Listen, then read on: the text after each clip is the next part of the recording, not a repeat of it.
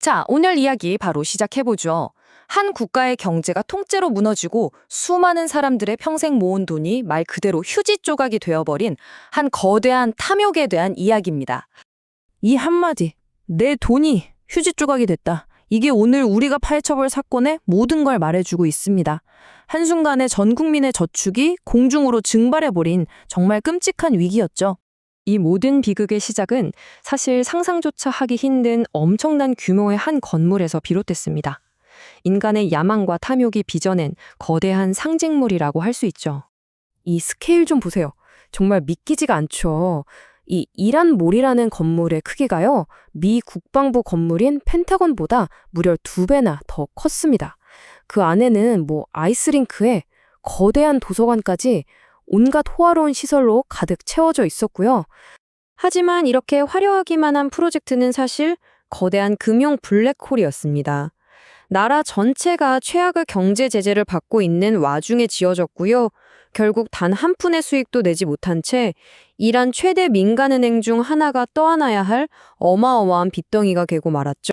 아니, 그럼 이 막대한 건설 자금은 다 어디서 나온 걸까요? 이제 이 이란몰의 돈줄이었던 아얀데 은행의 부패한 속을 한번 들여다보겠습니다. 아얀데 은행은 사람들의 돈을 끌어모으기 위해서 법정 금리를 아득히 뛰어넘는 무려 연 30%에 달하는 이자를 주겠다고 약속했습니다. 상식적으로는 절대 불가능한 수익률이었죠. 아니나 다를까 이란 중앙은행 관계자는 이 방식을 명백한 폰지 사기라고 규정했습니다. 쉽게 말해 돌려막기예요. 나중에 들어온 투자자 돈으로 먼저 온 투자자에게 이자를 주는 거죠. 당연히 언젠가는 터질 수밖에 없는 시한폭탄이나 다름없었습니다. 자, 이 차트를 보면 그 진실이 정말 경악스럽습니다. 국민들한테서 모은 돈의 90%가 어디로 갔냐?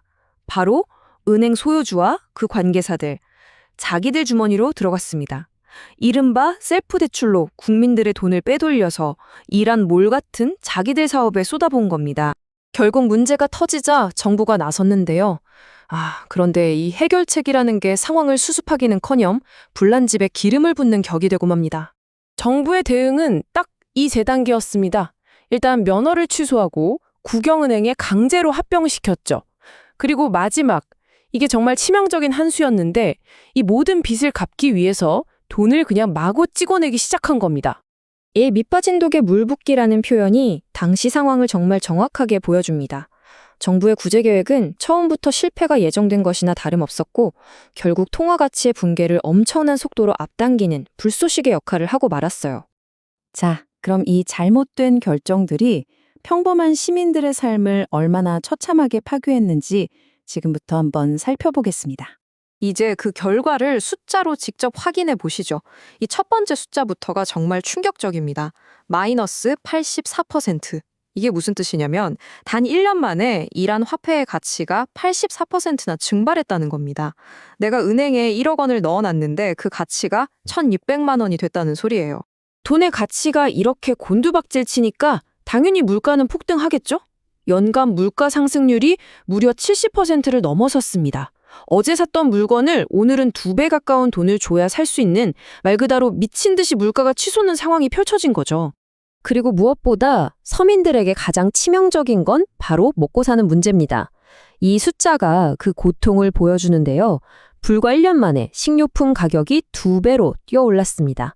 사람들의 밥상 자체가 무너져 내린 겁니다. 여러분 한번 상상해 보시겠어요? 내 은행 계좌에 있던 전 재산의 가치가 하룻밤 사이에 84%나 사라져버린다면 과연 기분이 어떨까요? 이게 바로 당시 이란 국민들이 마주해야 했던 끔찍한 현실이었습니다. 이런 초인플레이션은 사회 시스템 전체를 마비시켰습니다. 평생 열심히 일해서 일군 중산층은 순식간에 빈곤층으로 추락했고요. 상인들은 시시각각 오르는 물가 때문에 아예 가격표 붙이는 걸 포기할 정도였어요. 상점 진열대는 텅 비었고 은행 앞은 하루아침에 전 재산을 잃은 사람들의 절규로 가득 찼죠. 그리고 이렇게 먹고 사는 문제에서 시작된 경제적인 절망은 곧바로 정권을 향한 정치적인 분노로 폭발하면서 전국적인 시위로 번져나갔습니다. 이 시간의 흐름을 보면 사건의 전개가 아주 명확하게 보입니다. 외부와의 갈등으로 나라가 혼란스러운 상황에서 은행이 파산했고 이 경제적 분노가 걷잡을 수 없는 반정부 시위의 도화선이 된 겁니다. 처음에는 먹고 살게 해달라고 외치던 시위대의 구호는 곧 독재자에게 죽음을 이라는 아주 직접적인 구호로 바뀌었습니다. 금융위기가 정권의 뿌리 자체를 흔드는 거대한 정치 위기로 번진 거죠. 한 전문가의 이 분석이 이 사태의 핵심을 정확히 꿰뚫고 있습니다. 이건 단순한 금융사고가 아니라 은행 시스템 자체가 소수의 엘리트들이 자기들의 부를 쌓기 위해 국민 전체를 희생시키는 도구로 변질되었다는 걸 보여주는 명백한 증거입니다. 그래서 마지막으로 이런 질문을 던질 수밖에 없습니다. 이건 과연 단순히 한 은행의 붕괴였을까요? 아니면 이 모든 것을 방치하고 심지어 조장했던 정권의 붕괴를 예고하는 신호탄이었을까요? 오늘처럼 복잡하게 얽혀있는 세 개의 사건들을 좀 더 깊이 있게 명쾌하게 분석하는 콘텐츠를 계속 보고 싶으시다면 저희 채널 잊지 말고 팔로우해 주시기 바랍니다.